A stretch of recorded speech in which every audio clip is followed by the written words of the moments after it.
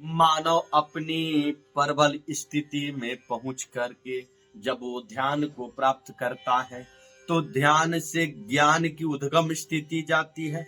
और उद्गम स्थिति ज्ञान का कई प्रकार है ज्ञानों का, लेकिन उत्तम जो ज्ञान है आत्मज्ञान, जो हृदय में स्थित विकारों को नष्ट करके उस परम पिता परमेश्वर को अनुसरण किया जाता है। ये स्वर जो होता है ईश्वर की वाणी बोलती है। ये आत्मा परमात्मा का चिंतन करता है। ये चराचर जगत में जो कुछ भी शक्तियां दिखती है, क्रियाएं, उसकी प्रतिक्रियाएं सिर्फ परमात्मा के लिए कर्म के रूप में बध जाता है। तो जीवन को मार्ग में मानवता तब भी जिंदा है क्योंकि मानव होने का प्रमाण यह बुद्धि, बल और विवेक, यह ज्ञान और इस 100 अध्याय से बात प्रमाणित होता है कि आप मानव है, आपके अंदर चेतना है, आपके अंदर करुणा है, आपके अंदर प्रेम है, आपके अंदर सहनशीलता है, दृढ़ निश्चय संकल्प विकल्प है। आपके अंदर वह सर्वश्रेष्ठ परमात्मा ने यह नाना प्रकार के ऐसी विवेचना बना करके संग्रहित की है जो कि इस पृथ्वी का होने का सर्वश्रेष्ठ प्राणियों में एक का प्रमाण मिलता है। तो आप जब इस पृथ्वी पर जन्म लिए हैं तो सर्वश्रेष्ठ कर्म कीजिए। कर्मों के कई प्रकार हैं। कहा गया कि कर्मण्य बाधिकारस्तु मां फलेषु कदाचन, लेकिन यह चौपाई में एक बात प्रमाण होता है कि तुम चलोगे तो दूरी तो तय होगा, लेकिन मानव चाहता है, ये सोचता है कि हम कर्म करें, अब फल की चिंता क्यों ना करें।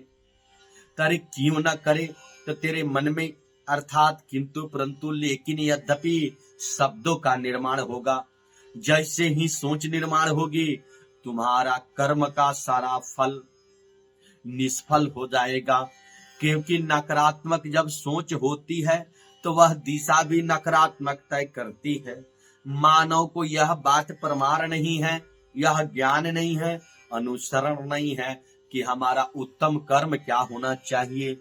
इस चराचर जगत में सारी शक्तियां चारों तरफ विराजमान है, क्योंकि ये पंच तत्व से मानव शरीर बना है और पंच तत्व में विलीन हो जाता है। ये माँ के गर्भ से निकला हुआ यह प्राणी है और सारे जीव जंतु जितने भी जीवधारी है माँ के गर्भ से निकला है।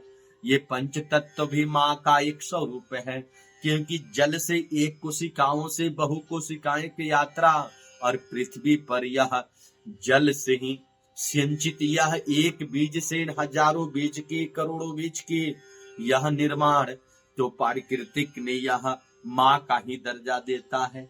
क्योंकि सांख्य योग में कपिल मुनि जी ने कहा कि यह 25 जो तत्व है, जो 5 तुम्हारा ज्ञान इंद्री, 5 तुम्हारा कर्म इंद्री है, और काम क्रोध लोभ मोह अहंकार 5 विकार है, और महाविद्याएं है तुम्हारा जो विषय है, और पंच महाभूत है। यह है मन तेरे विचार के रूप में, मन चित्त और अहंकार यह तुम्हारी अपनी अनुसरण करती है। और एक पुरुष और एक प्राकृतिक, इन सभी ने मिल करके ये सृष्टि की संरचना की है।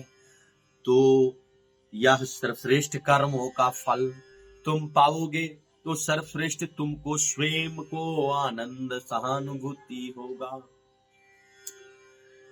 सबसे बड़ी बात है कि कर्म का स्वरूप को समझना जरूरी है, क्योंकि मानव सिर्फ क्रिया करता है और वो समझ बैठता है कि कर्म करते हैं। कर्म का उसके फल प्राप्ति नहीं मिलने के कारण वह दुख रहता है, ना खुश रहता है, ना संतुष्ट रहता है। इसलिए वह नाना प्रकार की नकारात्मक अपने क्रियाओं से, नकारात्मक अपने विचारों से असहज और असंतुलित समझता है इस पृथ्वी पर। जब उसको ज्ञान की बोध होती है तो वह कर्म करने लगता है। कर्म का फल, कर्म का प्रारूप फल के रूप में मिलता है, लेकिन क्रिया का प्रारूप जो है प्रतिक्रिया मिलता है। ये चराचर जगत में मानव जब भी सुबह बिछानोपरांत से शरीर को पृथ्वी से स्पर्श करता है अपने पांवों को, तो पता चलता है कि क्रियाएं में ही वो भिन्न हो गया। जैसे क्रिया के शौच आदि से निर्मित, स्नानोपरांत से लिखती, भोजनोपरांत से निवृत्त, अपने क्रियाकलाप इधर से उधर आने जाने का निवृत्त, वह अपने कार्यालय से लेकर राष्ट्र और धर्म की जितनी भी करता है, जो क्रिया करता है उसकी प्रतिक्रिया होती है। ज्ञान का विज्ञान का स्वरूप भी है कि हर क्रिया की प्रतिक्रिया होती है। बड़े बड़े वैज्ञानिकों ने अनुसंधान करके अपनी ही विचारों से अपनी ही उदाहरण दिया और इस बात का प्रमाण भी किया कि सत्कर्णी सत्संगत पाई, सठ सुधर ही सत्संगत पाई, अपारस परस कुधातु सुहाई। जैसे एक पारस पत्थर के संपर्क से लोहा स्वर्ण बन जाता है, वैसा ही संगत और समाज के उद्यम कुल और उत्तम संस्कार वाले लोगों के साथ मानव रह के कुछ सीख जाता है। और यही गुरु शिष्य की परंपरा आज भी निरंतर नियंत्रम निश्वासम निष्पापम नव नवीनतम कृत्रे पसवंती समम समम चक्षु जुजा के सिद्धांतों पे चल रहा है।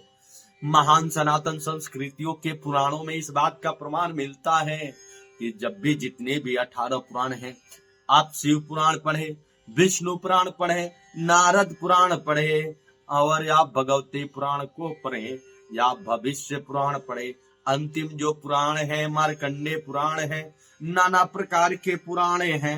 ये अग्नि जल आकाश सभी पंच तत्व से बनाए सभी पुराण है।